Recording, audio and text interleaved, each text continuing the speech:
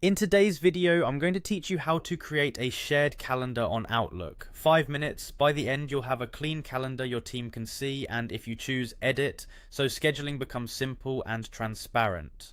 Start by opening Outlook. You can use the desktop app or the web version. The process is similar. Make sure you're signed into the correct work or school account, especially if you manage multiple profiles. If your organization uses admin policies, you'll need to be signed into the account that owns or manages the calendar you want to share. Once Outlook is open, switch to the calendar view. On desktop, look for the calendar icon in the navigation pane. On the web, it's typically along the left-hand rail. This view is where you'll create, color code, and manage everything related to your calendars.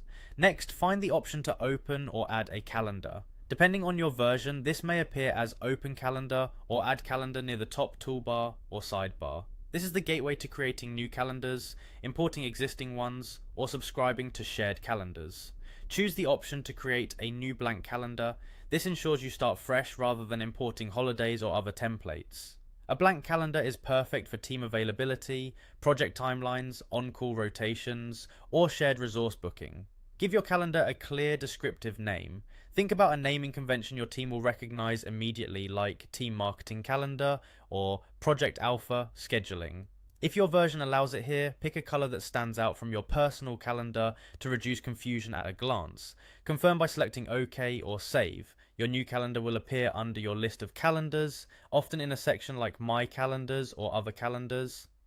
If you don't see it immediately, ensure it's checked so it's visible alongside your main calendar. Now open the sharing options for that calendar. Look for Share Calendar or Sharing and Permissions. Make sure you're selecting the new calendar, not your default one, to control exactly what you're sharing. Enter the recipients you want to share with. Add colleagues by name or work email.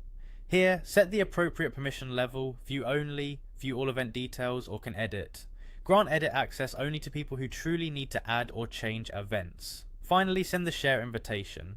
Recipients will get an email with a link to add the calendar. They may need to accept before it appears. You can revisit sharing settings anytime to adjust permissions or remove access. That's it, your shared Outlook calendar is ready to keep everyone aligned.